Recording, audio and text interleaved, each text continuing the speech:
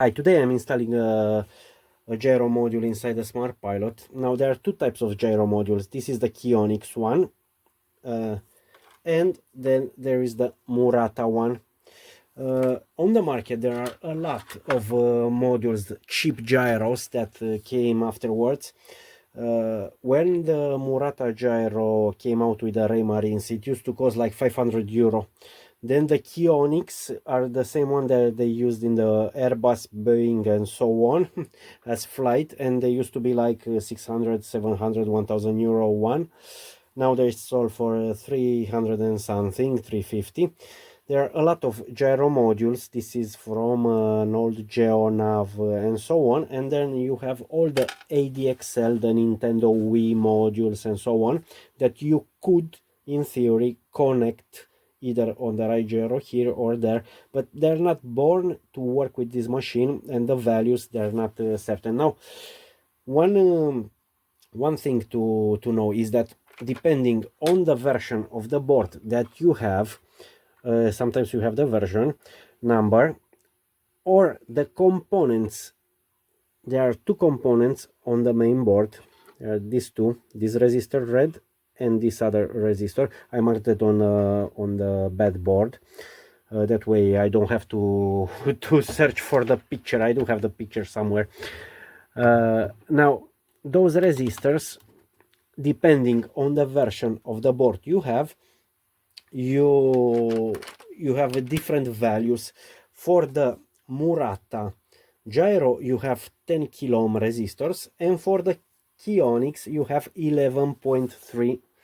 so all you have to do, it's, let's just take this one and put it here. You have to take the tester and go measure that resistor, 1129, and the other one 1129, like 11.3, and you measure that resistor and you know what type of gyro. The other one, it's 10 over there, and that's the way you know it. Afterwards, in order to take the board apart, you have these screws. You have two with the insulators, one here and one here. This one has no insulator. Then you have this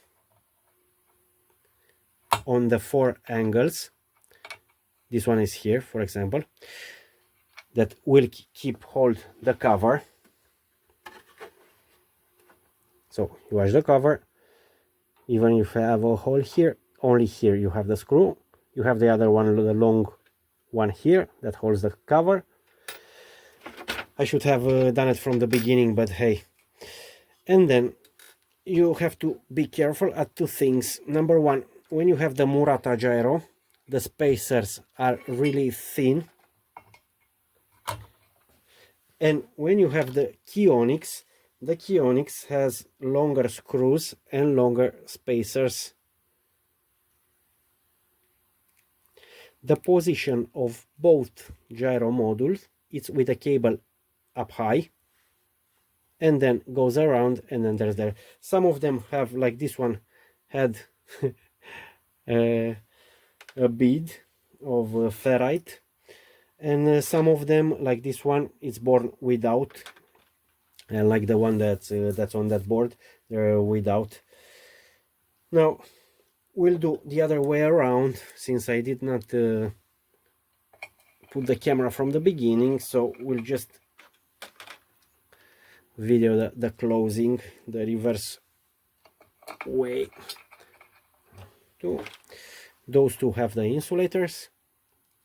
This one does not. First of all, just put all the screws.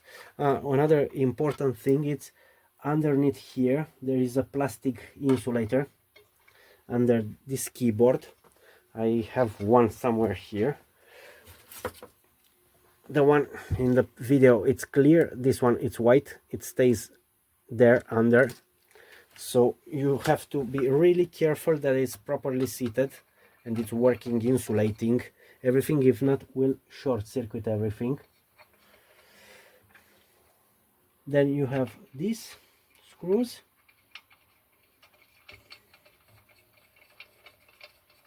And then you have these ones that take here the diode and the integrated circuit 2x2.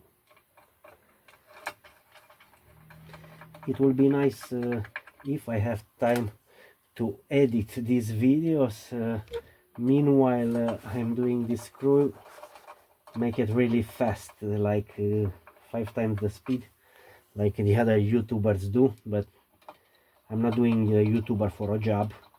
For me, making these videos takes time. As you can see, I have the camera that it's just complicates my job doing these videos.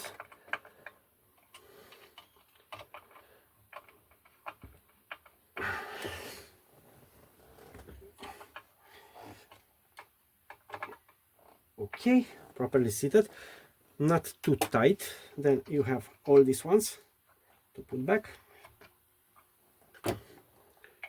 and then we can tighten the 3 ones.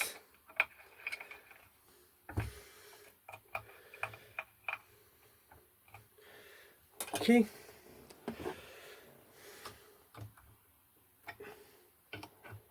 not even a quarter of turn. Okay, and here we go. Let's just hope we're not gonna release any magic smoke. Okay, that's good. Now, whenever you have the gyro installed and go +1 -1, you have response that goes up to 9. When you don't have the gyro, we'll take out this one. Start again. When you don't have the gyro, the response is just 1, 2, and 3. That is one of the things. The second thing is when you don't have the gyro, if you go put auto, the light bulb that's instead of the motor, I could connect a motor. If you move the board, nothing happened. It doesn't feel the movement. It is in auto. If you go right, or if you go left, starboard or port, or if you move the rudder, it will engage the motor. Now, after turn off, put the gyro back on, turn on. Now, when you go auto, it feels the movement of the unit and it moves the helm. That is the difference between a gyro pilot and a pilot with no gyro. Now we can increase the response. Now, in theory, right now it doesn't have anything connected, so it doesn't really feel the movement, but it will move it while you're doing it.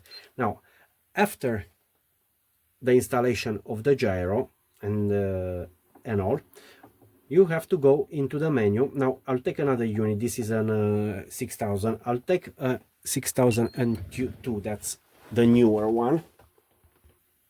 Now I put a 6002 display. Let's just see if you can see it better. Yeah. Okay. Now we go into the menu. Standby pressed for 5 seconds. We have display calibration. Go again. User calibration. Go again. Seat rail calibration. Then you go auto. Swing off. Right now we don't want to swing the flux gate. Deviation on the unit is like 4. Align heading, we don't want to align heading. Rudder, and you have auto learn.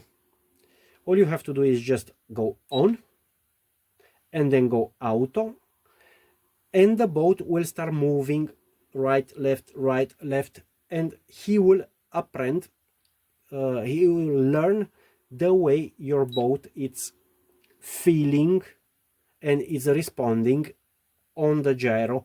This should be done in a calm sea day, with flat seas, with no current. That way the autopilot will learn how the boat reacts, and that will be the base tuning of the gyro. Learn fail, because it was not there. And then afterwards you have like the dealer calibration. To get out from it and save, keep the standby pressed and will go out. Everything you do, wherever you do this thing, RTFM, read the fucking manual and have the manual printed in hand. It's a lot simpler than, because you do not remember them. Now after the first, you can choose a response 3, 4, the one that suits you, and then you can go in the dealer calibration menu, auto, +1, -1, and then with this you change the, and you can tell it rudder gain, counter gain, and the response, the default response, that could be 2, 3, after you have the gyro installed. And then save everything, keeping pressed the standby, and that's it. You should be okay. Then, since we're doing it in reverse, I'm gonna put back, let me just try this one more time. Okay, we put the cover off, and you have the 4 screws. Why do I have only 3 here? There's the 4th. And that is the job done. Now, when you take out the unit from the boat, always be careful on the rudder colors, because sometimes you'll find the green that's the other way around with the red. That is because when you have the helm, if you put this one on the left side and you go like port, will move like this and will move to port, but will show starboard. In theory you should have it like this, so when you go to port, will go to port, when you go to starboard, go to starboard. So depending on the direction it's installed, in order to have it here the correct way, you might need to invert the red and the green cables. The other one, it's self-explanatory. The Fluxgate has these colors. You might have or not the second C-Torque, you might have the Nemea. Here the power on the motor, you should stay careful, and for the rest it's relatively easy to install a gyro module and take it out. I hope you like it. If you like it, give it a thumbs up. Subscribe to the channel. I do need the hours for YouTube. If not, yeah, I'm not doing the YouTuber as a job, so goodbye.